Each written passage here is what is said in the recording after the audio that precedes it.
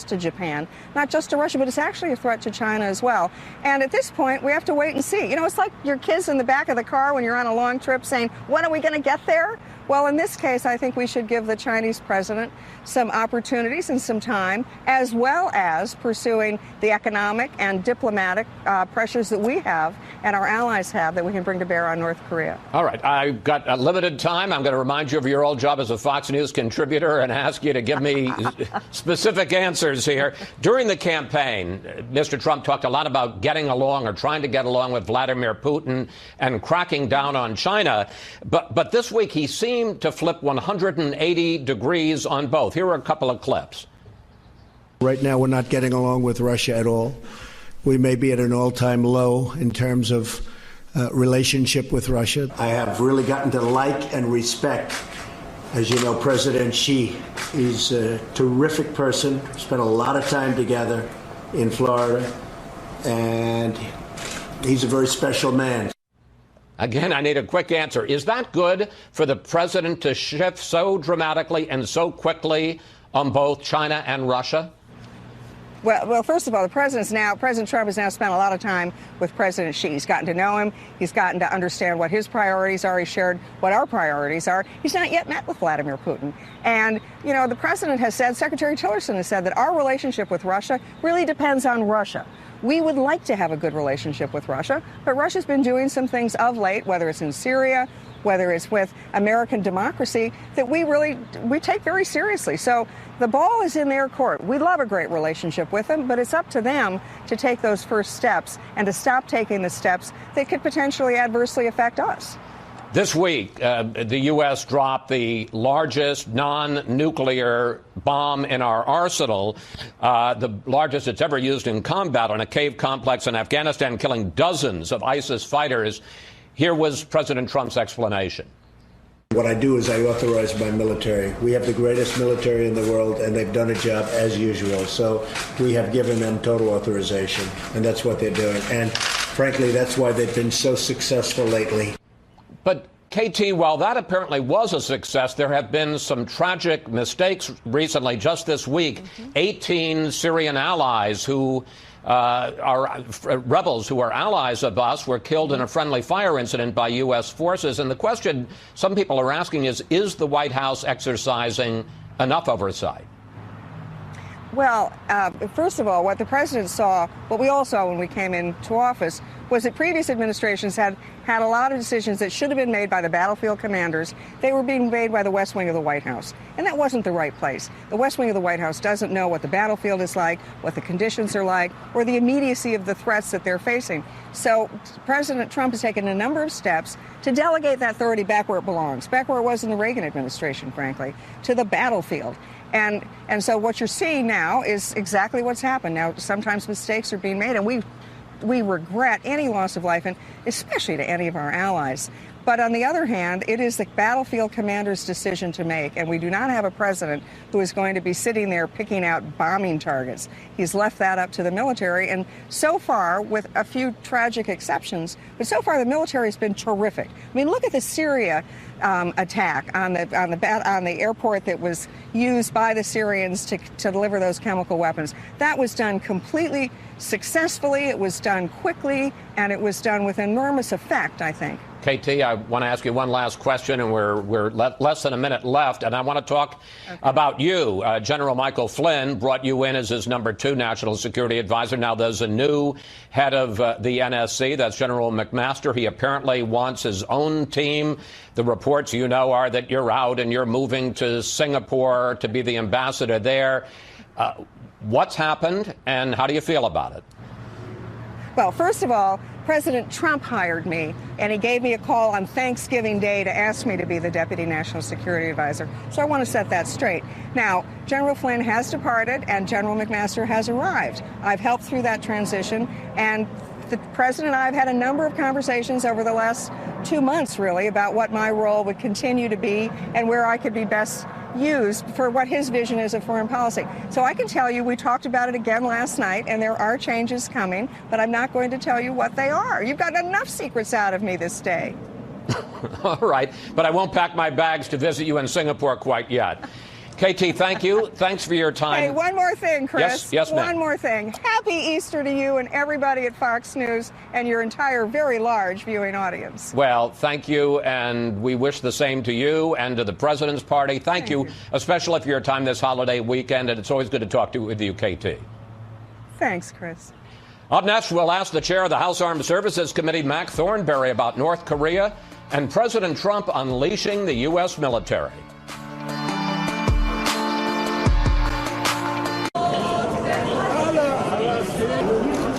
A look outside the Beltway at Jerusalem as Christians mark Holy Week in the Old City. The Trump administration's launch of 2 military strikes in less than 2 weeks is a sharp contrast to Barack Obama, who employed a more cautious approach to the use of force and promised to end America's wars. Joining me now here in Washington, the chair of the House Armed Services Committee, Congressman Mac Thornberry. Mr. Chairman, welcome to Fox News Sunday. Thanks for having me. What do you make of the events in North Korea this week? First of all, that display, that impressive display of weapons, some of which we hadn't seen before, and then the launch, yes, failed, but still the launch of a ballistic missile despite President Trump's warnings.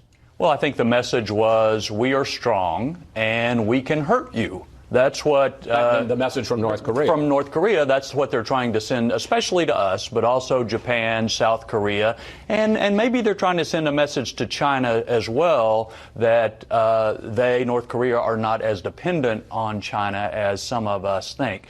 I think we are in a different place with North Korea. For years, the father and the grandfather would talk tough, maybe launch a missile, but then negotiate for some increased aid of some sort. I think that this guy is not interested in negotiation. He wants to have an interballistic missile with a nuclear warhead to threaten us. And I think he's determined to get it. Even failed launches tell them something and improve their program. So there are a couple of questions I want to ask. First of all, directly, how close is North Korea to developing a nuclear weapon that could hit the U.S. homeland? Well, we know they have nuclear weapons because they have conducted nuclear tests. The question is, how close are they to an intercontinental ballistic missile that can reach our homeland? And the short answer is, we don't know. There are various estimates among the intelligence community on how long it would take. But again, I have no doubt that they are driving toward that, and every test, failure or success, helps them. Here was North Korea's vice foreign minister this week firing back at President Trump and his warnings. Take a look. We are taking into account the most aggressive and dangerous option that the U.S. might come up with, and we have also got our options. Our countermeasures ready in our hands, which means we'll go to war if they choose. You talked about Kim Jong-un, the new young leader, although he's been there 5 years, of North Korea, and that he's determined to get a nuclear weapon and to become a nuclear power. Do you think that he is so unstable, as some suggest, that he might be willing to go to war with the U.S. to achieve that? I don't think he is suicidal, but he is certainly erratic. And so the most important thing we can do is increase our military presence, especially our missile defense in that area, because we cannot rely on his good judgment to prevent a war. We have to have the military capability there to deny him that ability. I want to talk about President Trump's posture on this, because I have to say that there was a growing sense of tension. If they don't solve the problem, China, we will. And sending the carrier strike force, as we say, Kim ignored all of that, had this big military parade, had a launch. Yes, it failed, but he still had the launch. And from KT McFarland today, what you got was more of a sense this is a process. It's going to take a while. Let's wait and see with China. Does the U.S. have a clear strategy? And frankly, what are our options? What can we actually do? Yeah. Well, I think when it comes to North Korea, we need to make sure we're tight with our allies, and that's the reason it's very good Vice President Pence is there. We need to keep the pressure on China to rein North Korea in, and their announcements about restricting coal shipments, for example, is a big step forward. That's the biggest export North Korea has, is coal to China.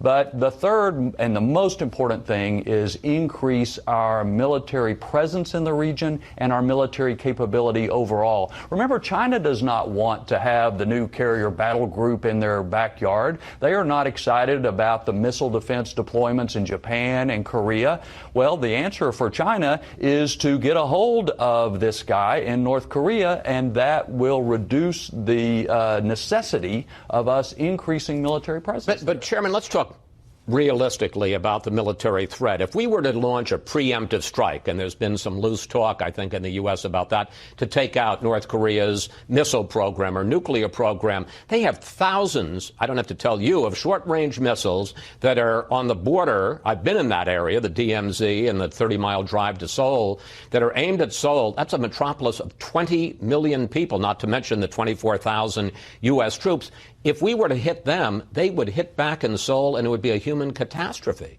Yeah. Number one, I think it is important, as the president says, you don't take options off the table. One of the many mistakes made during the Obama years was to talk about what you would never do. And that just assists your enemy in their calculations. But I also think if we can continue to encourage China to put pressure, increase our military presence in that region, what you may well see is some changes inside North Korea without a conflict. Now, we can't know for sure. What we do have to know, though, is that we have to have the military capability strong enough to prevail if he does something erratic and unexpected. Let me ask you a different part of this equation. You mentioned it in passing before. How effective is U.S. missile defense, both to protect our allies in the region and to protect the U.S. homeland? We can knock down missiles, but we need to step on the accelerator to do more for missile defense. It is remarkable. Going back to President Reagan's speech in 1983, there has been political opposition in this country to doing more on missile defense, and we've been scraping for more money, both to deploy more of the systems we have and to put research into new systems. We have been fighting that fight during the Obama years. This is the time to step on the gas, because it's not just North Korea, it's also the Iranians as well as others who are pushing for missiles. We need to be able to knock those down. I want to take a bigger 30,000-foot look at this. President Trump has authorized the use of force several times in the last 2 weeks. He ordered the cruise missile strikes, 59 cruise missiles on Syria, dropping that huge bomb on ISIS fighters in Afghanistan, and sending a carrier strike force towards North Korea. Question, what message do you think he is sending to our allies and to our enemies? Well, let's step back for a little context. The Obama years saw U.S. withdrawal from Iraq, reducing our presence in Afghanistan, drawing a red line in Syria, not following it up, and cuts to the defense budget of more than 20% since 2010. And during that time, we saw invasion of Crimea, the Chinese building islands in the South China Sea, etc. President Trump is taking a different approach, thank goodness. He is sending a message that now the United States is going to stand up for our interests and make sure we have the military capability to prevail if we choose to use force. And it's a different message than has been given before. But here's my question. Is there a strategy behind the use of force? Do you know, as the chairman of the House Armed Services Committee, what our strategy is in Syria, in Afghanistan, in North Korea? Well, I don't think anybody can sit back and say, okay, I know these events will happen over the next year, 2, or 5. But I do think you are seeing a different approach to the world, and it is one that says not only to adversaries but to friends who have had questions about us, that we are willing to put the resources into defending ourselves and making the judgments from time to time when it's necessary to use those military resources. That's different than the message that was sent out during the Obama years. Finally, especially with this increased willingness to use force, does President Trump need to go back to Congress to get authorization for the use of military force in all these arenas, a lot that are far beyond the authorization back in 2001-2 after 9/11? Well, administrations of both parties have used limited force to advance national interest, whether it was President Reagan bombing Gaddafi in '86 or Clinton trying to get bin Laden in the desert and so forth. Those sorts of limited strikes do not require an action by Congress. I believe that we should, however, update the authorization to use military force against the terrorist networks and have been working to try to do that. So if it's sustained, if it involves U.S. boots on the ground and lives, then it needs to come to Congress. If it's limited military action, then not so much. Chairman Thornberry, thank you. Thank you especially for coming in on this holiday weekend. Happy Easter and happy Passover. Thank you. Same to you, sir. Up next, we'll bring in our Sunday group to discuss the rising tension between the U.S. and North Korea. Plus, what would you like to ask the panel about how the president should handle provocations from Kim Jong-un? Just go to Facebook or Twitter at Fox News Sunday, and we may use your question on the air. President Trump sharply escalating his rhetoric on Russia's role in Syria. If Russia didn't go in and back this animal, you wouldn't have a problem right now. We'll ask our Sunday panel about the new chill in relations with Moscow next on Fox News Sunday. If you look at what's happened over the last 8 weeks and compare that really to what's happened over the last 8 years, you'll see there's a tremendous difference. President Trump highlighting what he says is an end to the micromanaging of the military by President Obama with what he believes are better results. And it's time now for our Sunday group. Michael Needham, head of the conservative think tank Heritage Action for America. Bob Woodward from the Washington Post. Fox News national security correspondent Jennifer Griffin and former National Security Council staffer Jillian Turner. Well, Jennifer, let me start with you. What do your sources say over the last 24 hours about this impressive display of military hardware by the Kim regime in Pyongyang, and also that launch, yes, failed, but still a launch of a missile in defiance of President Trump? Well, I think what's notable, Chris, is when I walked out of the Pentagon on Friday afternoon, it was a pretty relaxed atmosphere over at the Pentagon. You didn't see the president travel down to Mar-a-Lago with his war cabinet, if you will. He did not have his defense secretary with him. He did not have H.R. McMaster with him, his national security advisor. They had plans in place to react. They know that North Korea has not tested an ICBM, an intercontinental ballistic missile that could reach the U.S., so they had different scenarios. The bottom line is, I think if you look at General Mattis's statement, it was 22 words in length, very short, very terse, to the point, and he said the president would have no more comment. And what they're pointing out is that was a medium-range missile. It failed. It fizzled. They've kind of been snickering about it.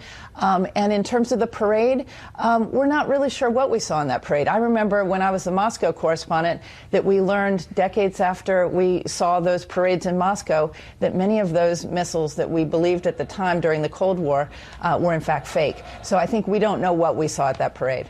Jillian, as someone who worked in the Bush 43 White House and the National Security Council and also the Obama National Security Council, we have a question from a viewer about how President Trump should handle Kim. Let's put it up on the screen. George Valentine tweeted this. I believe he, Mr. Trump, needs to come across very strong that we will not play games with North Korea.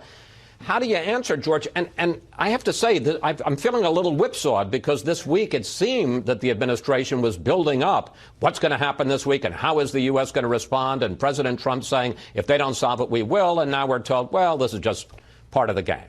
So I think that Secretary Mattis's statement, while frustrating to us as eager viewers of the administration at this point, is actually right on the money in terms of tone and tenor.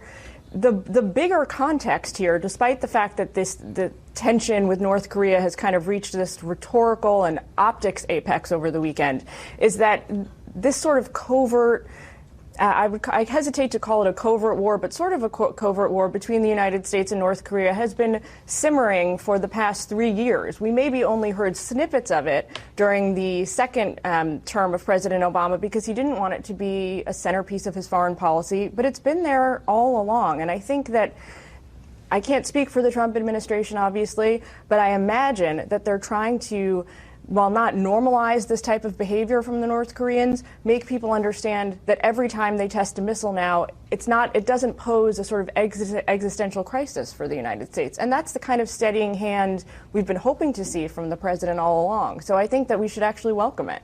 Bob, you interviewed candidate Trump a year ago, and at that time he said to you, real power is fear. Do you think that unleashing the military the way he has in the last couple of weeks and making a point of saying we're not micromanaging the Pentagon the way Obama did, and I will say top Pentagon officials I talked to complained about that micromanaging by the Obama team. Do you think that sends the right message to both our allies and our enemies? It's a very different message, and as you may recall, President Obama, his first inaugural, he said American strength comes from our humility and restraint. You're smiling because that's not the way the world is, and it's also not the watchword of this administration. It is not, and I think Trump means that when he did a year ago say that real power is fear. In North Korea, the reality is none of the options are very good. President Trump talks repeatedly. He wants to win. He likes to win. The military likes to win. The military options in North Korea, as you suggested, you have some sort of preemptive strike engagement. Seoul, Korea gets devastated. There is no win. And so what you need to do is be tough, try to deter, and see if you can work something out. But we get into a military engagement in North Korea, and that's going to be hell. There was a striking flip on Russia this week. In addition, there's a lot of stuff going on every week in this administration. After talking for months about getting along or trying to get along with the Putin regime and the Kremlin, a dramatic change in tone from the president this week, and Russian Foreign Minister Sergei Lavrov fired back. Here that is. Putin is backing a person that's truly an evil person. And I think it's very bad for Russia. I think it's very bad for mankind. This fixation on trying to oust this or that dictator, an authoritarian or totalitarian leader, is well known to us, and we know how it ends. Michael, what do you make of this dramatic shift this week away from Putin and towards Chinese President Xi? I thought the most interesting contrast was between Russian Foreign Minister Sergei Lavrov and actually Rex Tillerson, who was over in Russia. He was cool, he was calm, he was firm. And I think the Trump administration is developing a very clear-eyed view of what the Russians are. They're a strategic adversary of the United States. Vladimir Putin is a former KGB thug who's trying to relive those glory days. And because Russia hasn't fully integrated into the global marketplace, it is very much a zero-sum relationship between the United States and Russia. That's different from China. There are opportunities with China for us to form a strategic partnership. We shouldn't mistake that without also recognizing that China is also a competitor. And as we look at China, we look at things they can do with us in North Korea, we don't have to be enemies with China, but we also can't be friends as long as they continue to steal our intellectual property, as long as they continue to take advantage of our trade agreements and express real military aggression in the South China Sea. But Gillian, and briefly, that's a 180-degree turn from what this president was saying 2 weeks ago about China and Russia. It is. It's 180 degrees, and from my perspective, it's a welcome turn. I mean, there's flip-flopping and then there's flip-flopping. I think what we're seeing here is more of a sort of an evolution. We're watching the president navigate the Russian relationship in real time. And I think he's learning very quickly on this very steep, treacherous learning curve that dealing with Vladimir Putin as a potential sort of businessman is very different than dealing with him as a foreign head of state. And that's what we're seeing. All right, panel, we have to take a break here. When we come back, the Game of Thrones inside the West Wing continues, and thousands of people march across the country demanding to see President Trump's tax returns. The president promised to drain the swamp, but aren't the six of you part of what's been called the Wall Street-Washington revolving door? Look, Chris, I came to Washington to make America great again and help the president with his vision and his mission, and that's what I'm doing. White House Chief Economic Advisor Gary Cohn, one of the leaders of the establishment wing that is said to be winning the battle inside the White House for President Trump's ear. And we're back now with the panel. Well, let's look at President Trump's policy changes, at least some of them, just this week. After promising to label China a currency manipulator, he now says they're not. NATO, which was obsolete, no longer is. And the president also changed his mind on whether to close the Export-Import Bank. Michael, is the president breaking faith with his populist base? Well, I don't know. I don't think that was a particularly persuasive list of changes that show that he's flipping. I mean, I think even this morning he tweeted out that on the currency manipulation, that's part of the ongoing negotiation over the North Korea thing.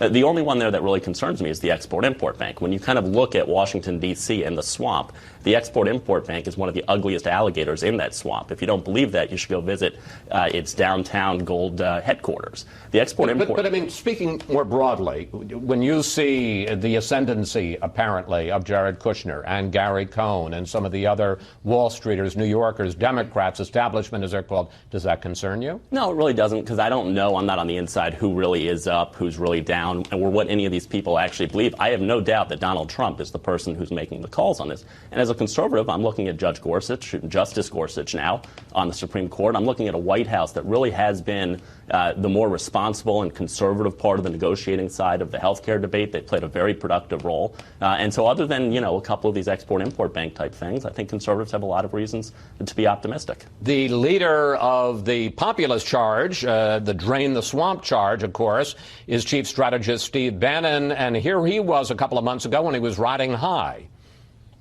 The third, broadly, line of work is what is deconstruction of the administrative state. That's all going to be deconstructed, and I think that that's why this regulatory thing is so important. Now, Bob, if you believe the reports of papers like your Washington Post, he's down, conceivably out. What's going on? You can believe that. I mean, that's true. But there is ascendancy, and then there is crashing, and you will see stories about so-and-so is winning, and then 2 weeks later they're fired. The question here is, who is Trump? And Trump is a pragmatist, just like those policy changes.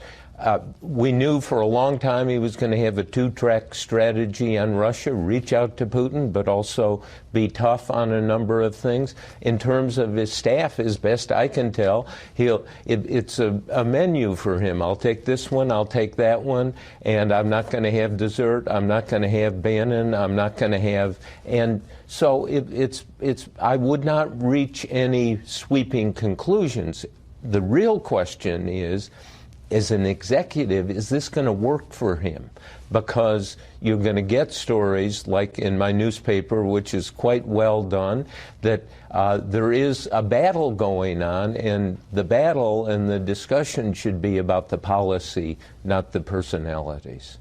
But I don't have to tell you, personnel is policy. It is, but Trump is...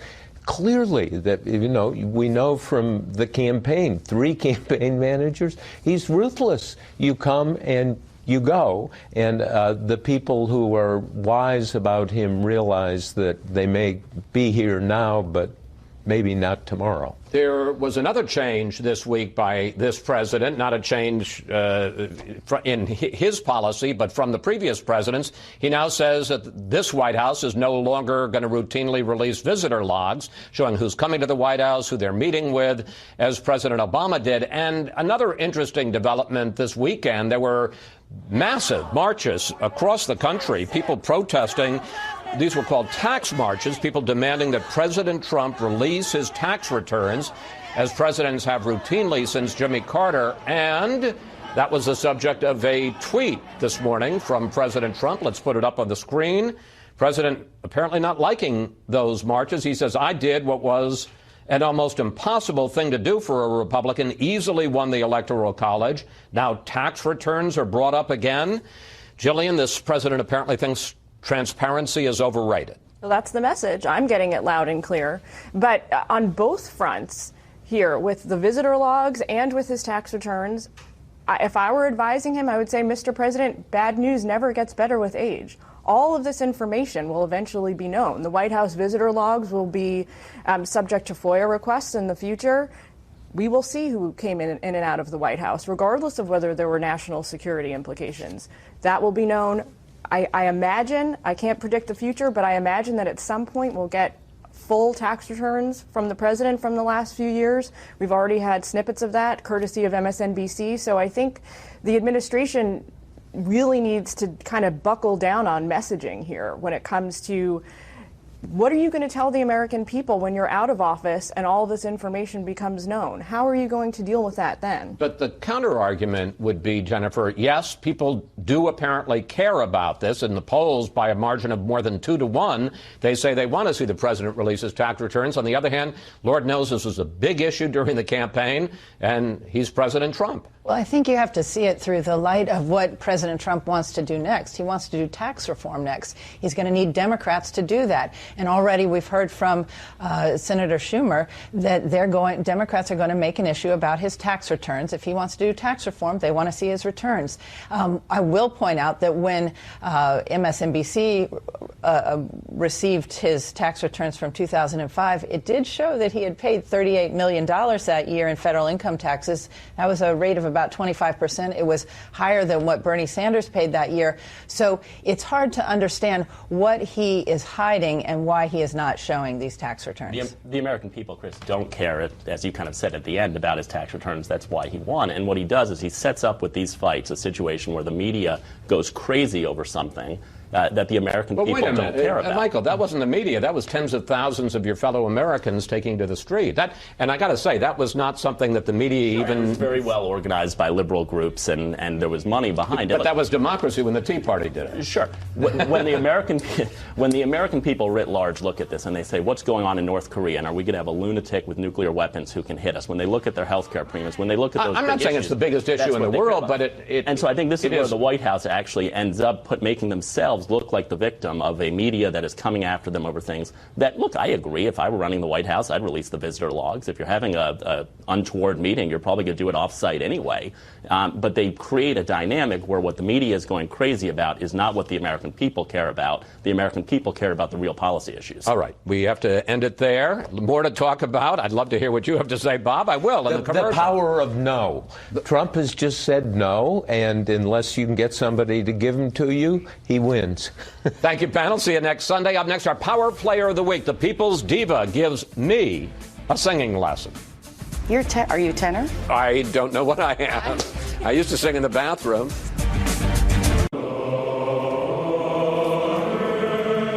Pope Francis celebrating Easter Mass today at the Vatican. We want to give you a treat on this holiday, one of the special people we've profiled over the years and her joyful sound. Here's our Power Player of the Week. I haven't really been able to transfer into that extraordinary, otherworldly creature, other than, I hope, on stage. Renee Fleming has been called the People's Diva. It's a title she loves. I'm thoroughly confused. Remember, I'm a stranger here. Yes, she is America's leading opera star, who's played 54 different roles. But she prides herself on being down to earth. Are you at all a diva? Are you difficult? Am I a diva? Well, there are people who probably had their moments, with me. A lot of bad behavior in singers is caused by nerves. But my philosophy is that the people around us are there doing as much work, if not more work, behind the scenes, and they're the last people you would ever be unkind to. So I hope I'm not a diva off stage. I want to live where soul meets body.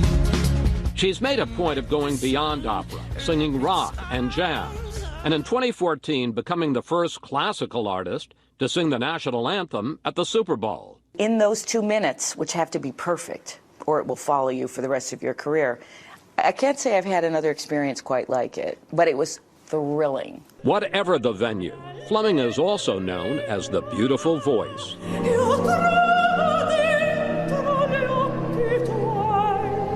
How is it that you're able to create this remarkable sound? My speaking voice is horrendous, right? No. So, but I mean, it's sort of weak and it's not very resonant. But then when I sing, the sound is a totally different range, color, all of that. It's all about the breath. You take in a breath and you make a sound. So, for instance, if you say, "Hello, Renee," try that. Hello, Renee. So I would teach you how to enhance that, how to increase the range. Hello, Renee. Hello, Renee. Are you a tenor? I don't know what I am. I used to sing in the bathroom. Just try a siren. No, I'm not doing that. Master class aside, Fleming, who is now 58, said she'll retire from opera by next year and just do recitals. My whole career, I've played these girls sort of 18 to 23. And then they, right. So, you know, and we can suspend disbelief to a point, and then you sort of think, okay, that's enough of that. But don't worry. The people's diva will continue to share her remarkable talent. It's just something incredibly moving that a human being can make this sound. And that great music has been cultivated around it. So I feel very privileged to be doing this.